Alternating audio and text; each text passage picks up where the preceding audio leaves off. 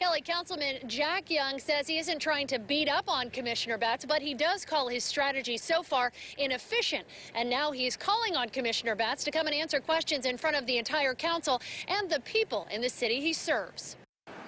Crime scene tape strewn across the city's fourth homicide of the weekend, enough to bring out Baltimore Police Commissioner Anthony Batts. This one on North Longwood Street in West Baltimore. My instructions all weekend was to make sure that our deployment was tight, make sure that we're in our hot zones, make sure we were moving, and that we were focusing on any potentialities. Batts fielding reporters' questions on Sunday, but now he'll have to answer to someone else, City Council. Yes, I am frustrated. Yeah. Really frustrated. Council President Jack Young calling on Batts to testify at an investigative hearing he says will dig into Batts' strategic plan and how the department's officers are being deployed as murders spike in the city. Baltimore already has 210 homicides this year compared to 195 at this point in 2012. Can't blame the police commissioner or the police department for the murders, but we can look at deployment. It's a problem Young blames on many issues ABC2 investigators uncovered last month, including manpower shortages that have led to increased overtime.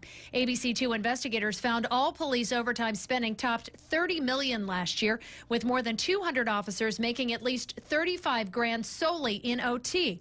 But Young isn't sure it's helping. We're spending a lot of money on overtime at a time when the homicide rate is going through the ceiling and shootings are up. The council president also says he wants the results of a consultant's report the city has paid hundreds of thousands of dollars for. I want him to be in and answer the questions that we all have, and we're going to get to the root of the problem and try to get it solved.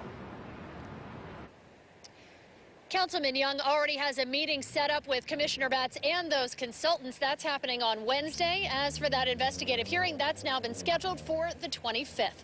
Live at City Hall, Josie Sturman, ABC2 News.